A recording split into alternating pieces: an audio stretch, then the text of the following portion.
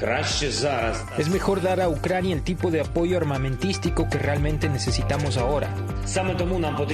Necesitamos las armas que tienen los socios de Finlandia en la Unión Europea, pero necesitamos mucho más. Vladimir Zelensky, el presidente ucraniano, desde el inicio de la guerra, abrió un frente político para garantizar la ayuda occidental en la lucha contra Rusia. Esto a pesar de que algunos de sus discursos ante diversos parlamentos europeos hayan quizás causado más daño que beneficios para su país. En este sentido, el mensaje que brindó en Grecia frente al Consejo de los Helenos terminó con un escándalo al darle la palabra a dos miembros de la facción paramilitar Azov. Al hacer referencia a ambos ultraderechistas ucranianos, el expresidente del país europeo y líder del partido Syriza, Alexis Tsipras, declaró que los neonazis no pueden tener el derecho de hablar en el Parlamento. En España, el discurso de Zelensky fue boicoteado por varios diputados por las mismas razones, es decir, por no permitir el apoyo a los nazis. La comparación de Ucrania con Guernica también suscitó polémica. Varios diputados hicieron referencia a la ilegalidad de los partidos de la oposición y su tolerancia a grupos nazis integrados en las tropas de Kiev. En Tel Aviv, el videodiscurso del mandatario ucraniano tampoco encontró la comprensión. Allí los analistas tacharon de fracaso su mensaje en que Zelensky, a modo de ultimátum, le exigió a Israel definir a quién apoyará. Los ministros y diputados de la nación hebrea terminaron indignados por la comparación del caso ucraniano con el Holocausto. El líder del partido sionista religioso, Bezalel Smotrich, aseveró que los intentos de Zelensky de silenciar el papel de su pueblo en el genocidio de los judíos son absurdos e incoherentes. El discurso del presidente de Ucrania en el Parlamento italiano también encontró un fuerte rechazo. La mayoría de los senadores se marcharon del recinto para no escucharle. Esto se debe a un bloque formado tanto por facciones de izquierda como de derecha que están en contra del suministro de armas a Kiev. Por lo tanto, evitaron el mensaje de Zelensky. Un caso aún más resonante es el de Austria. Allí el Parlamento directamente le negó la palabra al mandatario ucraniano apuntando a la neutralidad del país. Lo de Zelensky y su búsqueda de obsequios en Occidente ya comienza a irritar a muchos. Lo acontecido en Bucha suscita muchas dudas y cada vez son más los políticos que le hacen preguntas incómodas.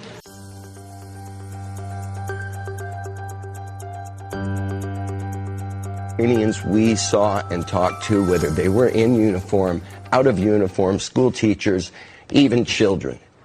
This extraordinary courage that's come up, and it was in his eyes, and it is clear to me that the Ukrainians will win this. The question is, at what cost?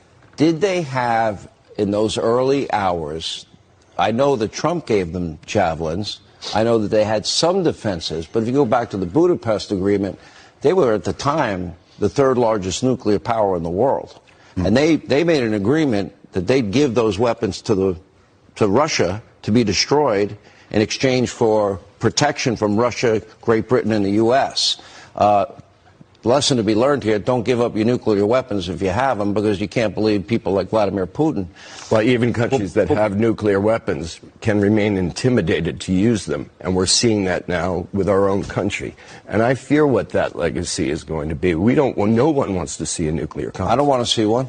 Nobody does. At the same time, if only one bully is going to be able to use those weapons as a threat, we got to rethink what we're doing. See, I think the West made a mistake in this build-up that Putin, as he brought in 10.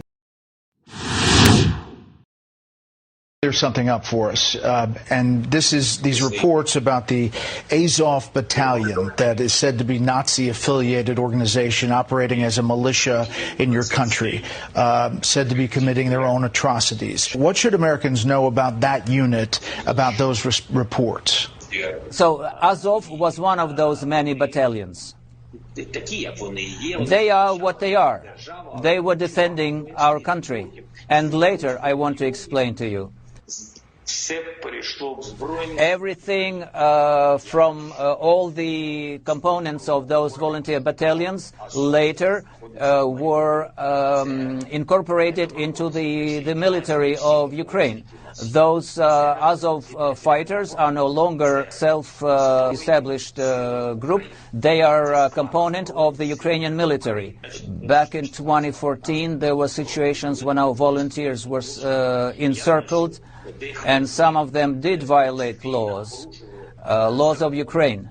And they actually were taken to court and got prison sentences. So law is above all.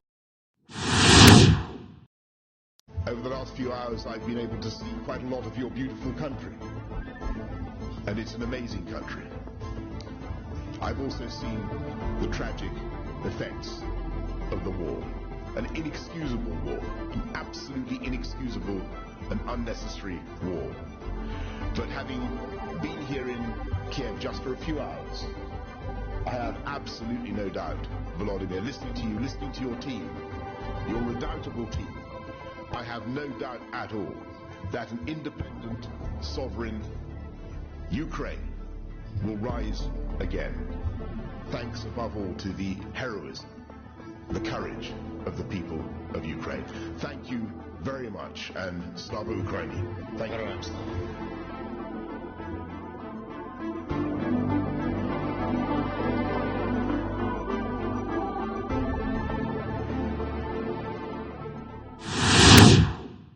We are with you as you dream of Europe. Dear Volodymyr, my message today is very clear. Ukraine belongs to the European family. We've heard your request loud and clear. And today we're here to give you a first positive answer. In this envelope, dear Volodymyr, there is an important step towards EU membership. The questionnaire that is in here is the basis for our discussion in the coming weeks.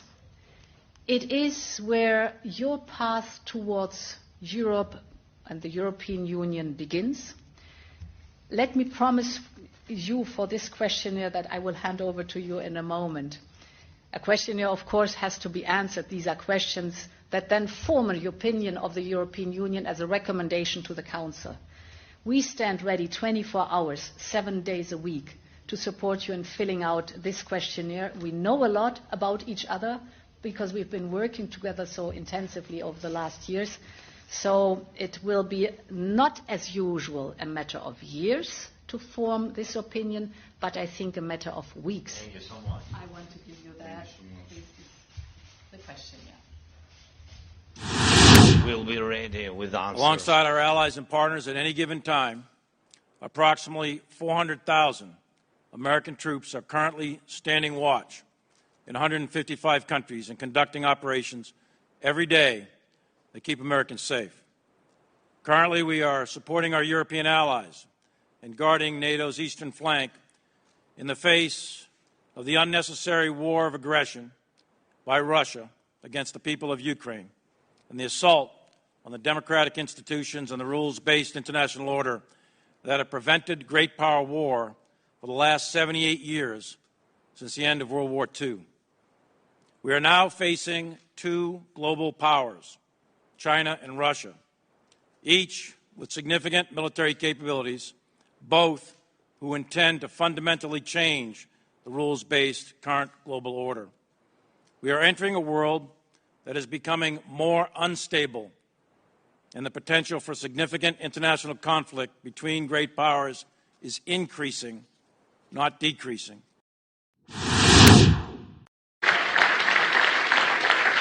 Thank you very much. Please. My name is Joe Biden. I'm Barack Obama's Vice President. And I'm Jill Biden's husband. By the way, the only reason Jill's not here today, she's working. She's teaching. And so I just want you to know that she's not here. Россияне достойны правды. Вы достойны того, чтобы узнать факты. The atrocities committed by Russian troops in Bucha, Irpin, and elsewhere in Ukraine have horrified the world. Civilians massacred, shot dead with their hands tied, women raped in front of their young children, bodies crudely burned, dumped in mass graves, or just left lying in the street. The reports are so shocking and so sickening, it's no wonder your government is seeking to hide them from you. Your president knows that if you could see what was happening, you would not support his war. He knows that these crimes betray the trust of every Russian mother who proudly waves goodbye to her son as he heads off to join the military. And he knows that they are a stain on the honour of Russia itself.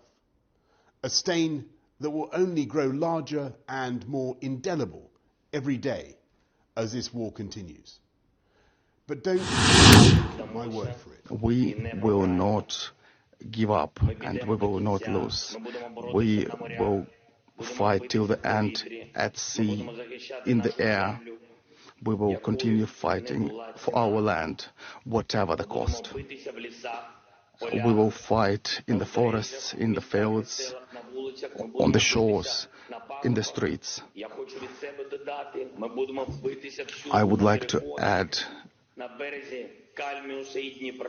that we will fight on the banks of different rivers like Dnieper, and we are looking for your help, for the help of the civilized countries.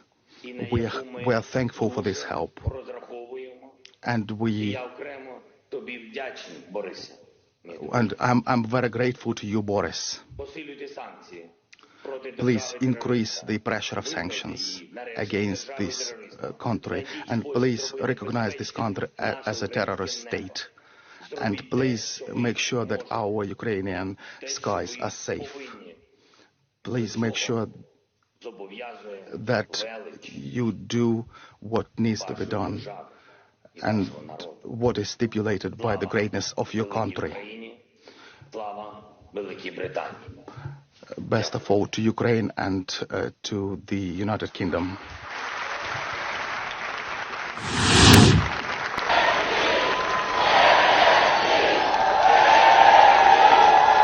There's one really good reason why, even in peacetime, many wondered whether Volodymyr Zelensky had what it took to lead his country. His preparation for the job was pretending to lead his country. In the popular Ukrainian TV show, Servant of the People, he played another unlikely president, a teacher suddenly elevated to the highest office after a private rant about corruption goes viral. In real life, his political party uses the name of the show as its own. Zelensky's showbiz career was all comedy and light entertainment, including playing Paddington Bear in the movie franchise's Ukrainian release. Somehow, that path has led him to the role of wartime president at a perilous moment for his country. Is it fair to say that he was an unlikely presidential candidate and he is a thoroughly improbable wartime leader? I think that is fair to say. He's a man of extraordinary achievement and capabilities. Всім доброго ранку, українці. Capabilities widely noticed through his recent example of leadership. Final days. If Russia kills him, what will be the consequence, and are you working on a contingency plan to support a Ukrainian government without him at the helm? First of all, let me say this. The leadership that the President Zelensky has shown, the entire government has shown, is remarkable. They've been the embodiment of this incredibly brave Ukrainian people. I was just a day ago in Ukraine, at least about 15 feet into Ukraine, with my friend and colleague, the Ukrainian Foreign Minister, Dmytro Kuleba. The Ukrainians have plans in place that I'm not going to talk about or get into any details on to make sure that there is what we would call continuity of government, one way or another. And let me leave it at that.